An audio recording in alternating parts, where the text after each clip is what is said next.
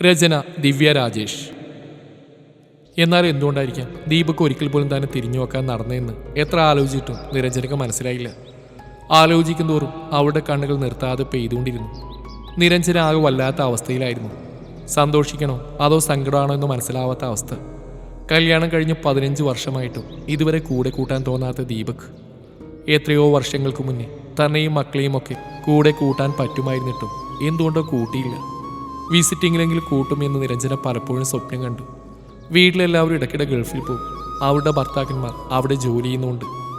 നിരഞ്ജനക്ക് മാത്രം എന്തോ അത് പറ്റിയില്ല. അങ്ങനെ 2 വർഷത്തെ കൊറോണ ലീവ് തീരാൻ പോകുന്ന അവസാനത്തെ മാസമായപ്പോൾ ദീപക് അവളോട് പറഞ്ഞു, നീയും പിള്ളേരെയും കൊണ്ടുപോവാ, പക്ഷേ 1 മാസമേ കിട്ടൂ എന്ന്. അവൾക്കെന്തോ മനസ്സിൽ വിഷമായിരുന്നു തോന്നിയത്.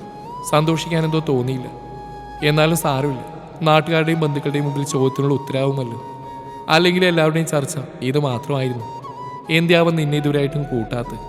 ചെറിയ ശമ്പളമുള്ളവർ വരെ ഇപ്പോൾ ഫാമിലിയെ കൂടെ കൂട്ടി 2-3 മാസം കൂടെ താമസിപ്പിക്കുന്നു. അതും ശരി തന്നെ. അങ്ങനെ കാത്തിരുന്ന ദിവസമെത്തി. രാവിലെ അവളും മക്കളും റെഡിയായി എയർപോർട്ടിലെത്തി. ദീപക്കും വളരെ സന്തോഷത്തിൽ തന്നെയായിരുന്നു. അവിടെ എത്തി ദീപക് അവരെ കൂട്ടാൻ പുറത്ത് കാത്തിരുന്നു. അവളെ കണ്ടതും മെല്ലെ കൈകൊണ്ട് അവളുടെ കയ്യിലമർത്തി മക്കളെ കെട്ടിപ്പിടിച്ച്. പക്ഷേ എന്നിട്ടും നിരഞ്ജനയ്ക്ക് ഉള്ളിൽ എവിടെയോ ഒരു സങ്കടമുണ്ടായിരുന്നു. ആരോടും പറയാനാവാത്ത. പുറമേ കാണിച്ചാൽ ദീപകിന് വിഷമാവുമോ എന്നറിയാവുന്നതുകൊണ്ടും അവളൊന്നും പുറമേ കാണിച്ചില്ല. അവൻ്റെ സന്തോഷമായിരുന്നു അവളുടെ സന്തോഷം. അവിടെ എത്തി 2 ദിവസത്തിന് ശേഷം അവർ പുറത്തേക്ക് ഇറങ്ങി. ആ മായാലോകം കാണുവാൻ അവൾ ആകാംക്ഷയോടെ കാത്തിരുന്നു. റോഡിൻ്റെ ഇരുവശവും അവൾ കണ്ടു. അടുത്തുള്ള ഷോപ്പിംഗ് മാളുകൾ, സ്ഥലങ്ങൾ ഒക്കെ കാണാൻ അവൾ കാത്തിരുന്നു. വണ്ടി പാർക്ക് ചെയ്ത് പുറത്തിറങ്ങിയതും ദീപകിനെയും മക്കളെയും കാണാനില്ല. അവരതാ പോകുന്നു. അവരെ കണ്ടതും അവൾ നടത്തതിൻ്റെ വേഗം കൂട്ടി. എത്താനാവുന്നില്ല. അങ്ങനെ അവൾ മാളിൻ്റെ അകത്തേക്ക് കയറി. ആശ്വാസം, ഇനിയെങ്കിലും അവരുടെ കൂടെ നടക്കാമല്ലോ. പക്ഷേ എന്ത് കാര്യം, അവർ സ്പീഡിൽ തന്നെ നടക്കുകയായിരുന്നു.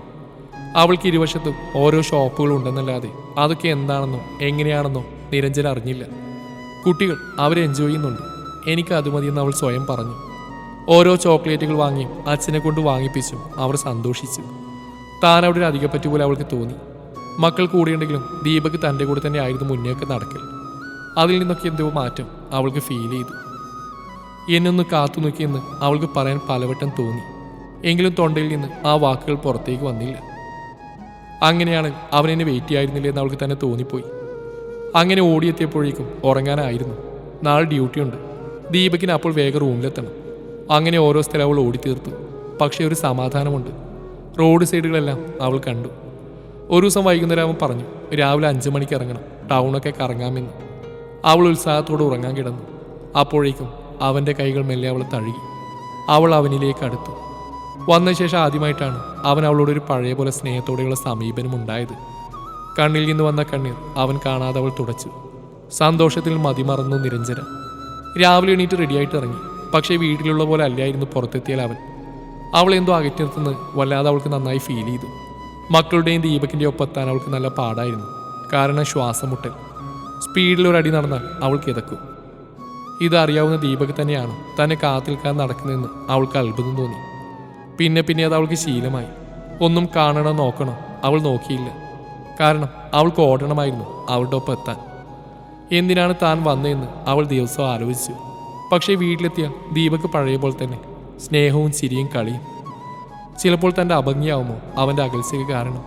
തന്നെ കൂട്ടി നടക്കാൻ മാത്രം താൻ വിരൂപയായിരുന്നോ എന്നൊക്കെ അവൾ ഒരു നിമിഷമെങ്കിലും ആലോചിച്ചു പോയിരുന്നു. പിന്നീട് എപ്പോഴോ പുറത്തു പോയപ്പോൾ അവൾ ഒഴിഞ്ഞു മാറി നടന്നു. അവരുടെ കൂടെ എത്തിയാലും അവൾ മാറി നടന്നു. അവനോടൊന്നും മിണ്ടാനോ ചോദിക്കാനോ അവൾ പോയില്ല. ഒറ്റയ്ക്ക് നടന്നു. പോയ അന്ന് തൊട്ട് അവൾ ഓടുകയായിരുന്നു ആ 1 മാസവും അവൻ്റെ കൂടെ എത്താൻ. ആരോരുമില്ലാതെ അനാഥയായി വന്ന ഒരാളെപ്പോലെ അവൾ ഒറ്റയ്ക്ക് മാളിലും പാർക്കിലും. അങ്ങനെ അവർ എവിടെയൊക്കെ പോയോ അവിടേക്ക് അവൾ തനിച്ചായിരുന്നു. ഒരുപാട് ആഗ്രഹിച്ചിരുന്നു അവൻ്റെ കൈ പിടിച്ച് നടക്കാൻ. ഒരു ഫോട്ടോ പോലും എടുക്കാൻ ദീപകിന് അവൾക്ക് കിട്ടിയിരുന്നില്ല. 1 മാസത്തെ ഓട്ട മത്സരത്തിന് ശേഷം അവർ നാട്ടിലെത്തി. ഇപ്പോഴും അറിയില്ല അവൾക്ക് എന്താ പറ്റിയെന്ന്. അവൾ അവനോട് നാട്ടിലെത്തിയ ശേഷം ചോദിച്ചു, ഏയ് തനിക്ക് തോന്നിയതാവും, ഞാനങ്ങനെയൊന്നും ചെയ്തില്ല എന്നായിരുന്നു ദീപകിൻ്റെ മറുപടി. അവൾ അവളുടെ ആശ്വാസത്തിന് വേണ്ടി അത് വിശ്വസിച്ചു. അതെ, അങ്ങനെ തന്നെയാവാം, എനിക്ക് തോന്നിയതാവാം. അവളും ആശ്വസിച്ചു.